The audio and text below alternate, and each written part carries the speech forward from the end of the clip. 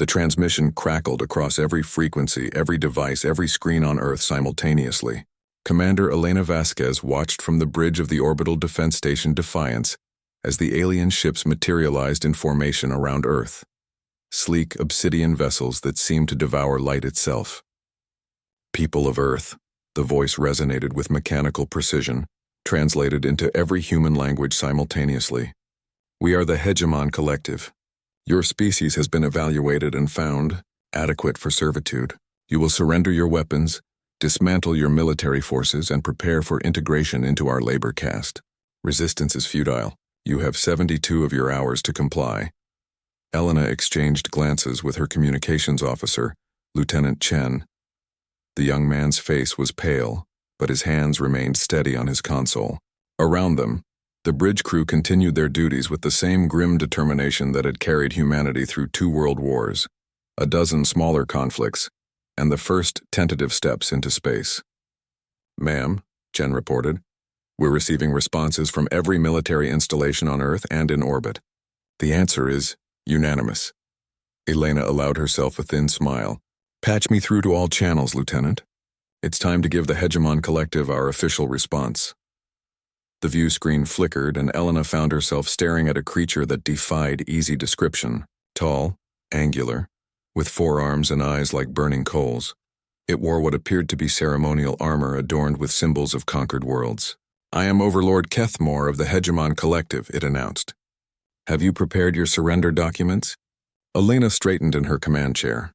Every inch the career military officer who had clawed her way up from the ruins of Detroit to command humanity's most advanced orbital platform. "I am Commander Elena Vasquez of the United Earth Defense Force. I have a message for you and your collective." She paused, letting the moment stretch. Behind her she could feel the presence of her crew.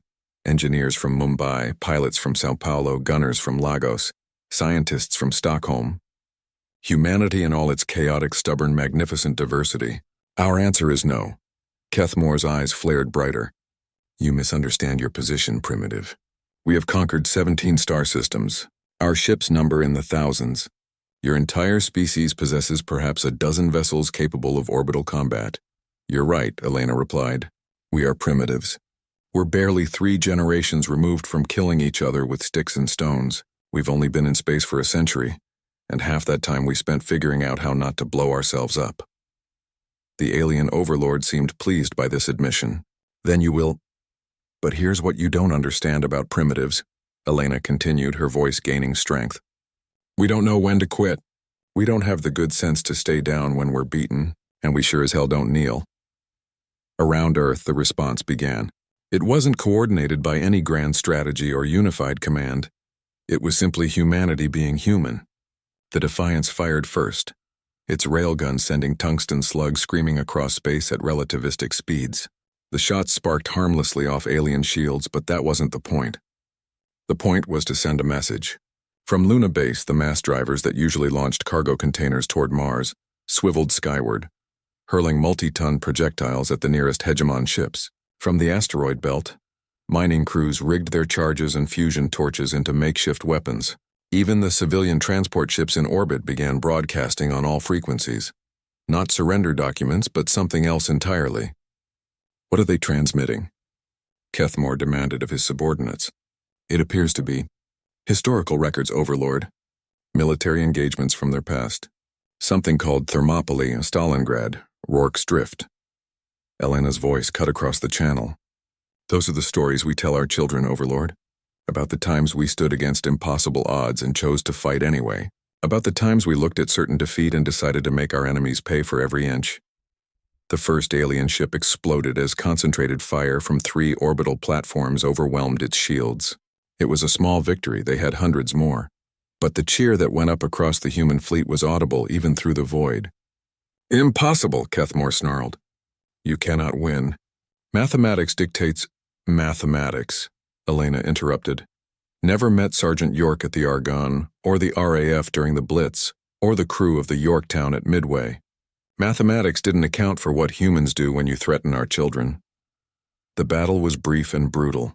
Humanity's forces were overwhelmed in minutes, their ships burning like dying stars against the black. But in those minutes, They had done something the Hegemon Collective had never encountered in 17 conquered systems. They had made the invaders bleed. Elena's station shuddered under concentrated fire, her crew working frantically to keep weapons and life support online. Through the chaos, she maintained her connection to the alien overlord. "Your resistance is ended," Kethamor declared. "Your fleets are destroyed. Now you will." "Now," Elena said, her voice somehow calm despite the destruction around her. "You get to explain to your superiors how a species of primitives managed to destroy 47 of your warships and damage twice that number. You get to explain how creatures you considered barely above animals forced you to commit your entire fleet to subdue one small blue world." She leaned forward, ignoring the sparks raining from damaged systems. "And then you get to explain what happens when word of this spreads to every other species in the galaxy. When they learn that someone finally stood up to the mighty Hegemon Collective and drew blood."